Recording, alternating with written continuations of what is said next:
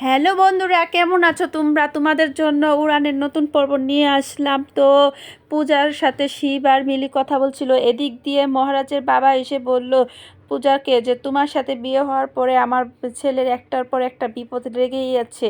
তোমাকে বিয়ে করার পরে আমার ছেলে একটা দিনও শান্তি পেল না। তো মহারাজের বাবার কথা শুনে পূজার মনটা অনেক খারাপ হয়ে গেল। এদিক দিয়ে শিব আর মিলি বলল তুমি রাগ করো না, বাবা অনেক কষ্টে বলছে। এদিক দিয়ে পুলিশ বলল আপনি কি দাঁড়িয়ে থাকবেন, বসবেন না?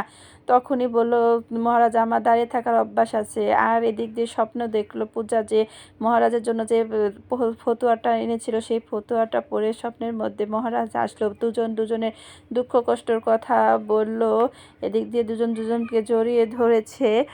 আর সাত ভোরা শুধু মহারাজকে ভাবতে ভাবতে পূজার সকাল হয়ে গেল।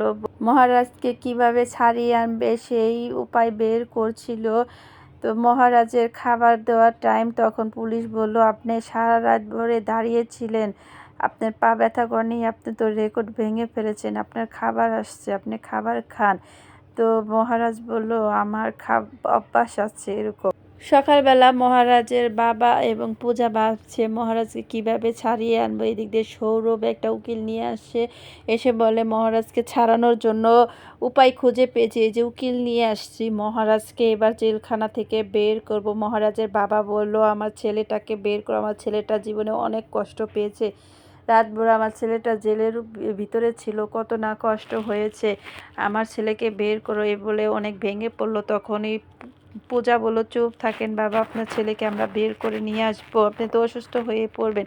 তখনই মহারাজের বাবা বলল আচ্ছা আমি যদি অসুস্থ হয়ে যাই তাহলে কি আমার মহারাজকে ছাড়বে না? এতে অনেক কষ্ট পেল, পূজাও কান্না করলো। তখন পূর্ণিমাকে বলল পূর্ণিমা আমরা মহারাজকে ছাড়িয়ে আনতে যাই। এতে সে সোমনাথ আর প্রিয়াঙ্কা বলল ছাড়লেই হয়। তখনই খেক শিয়াল বলল মহারাজের বাবা যে দুটো খেক শিয়াল এখন একসাথে হয়েছে, অনেক কথাই বলল, কটু কথা বলল। তখন প্রিয়াঙ্কা বলল যান ছাড়িয়ে আনলেই হয়। তখন পূর্ণিমা ওদের দিকে তাকিয়েছিল। আর এদিক দিয়ে পূজা বলল মহারাজকে আগে ছাড়িয়ে আনি, তারপরে তোমাদের সবার সাথে হিসাব নিকাশ নিব। মাধুরীও রাগ করে দাঁড়িয়ে আছে আর মনে মনে অনেক ফন্দি করছে। তো সোমনাথ আর প্রিয়াঙ্কাও ভাবছে কিভাবে মহারাজকে জানি ছাড়িয়ে আনতে না পারে। মিলি আর শিব আর পূজার মা মিলে জেলখানায় গেল। তো মহারাজের বাবাও গেল, মহারাজকে দেখে সবাই কান্না করলো। মহারাজের বাবা তো খুবই ভেঙে পড়ছে। এদিক দিয়ে পূজা আর মহারাজ দুজনের চোখের দিকে তাকিয়ে অনেক কান্না করছে। কিন্তু কি একটা হয়েছে, মহারাজকে ছাড়িয়ে আনা যাবে না আজকেও।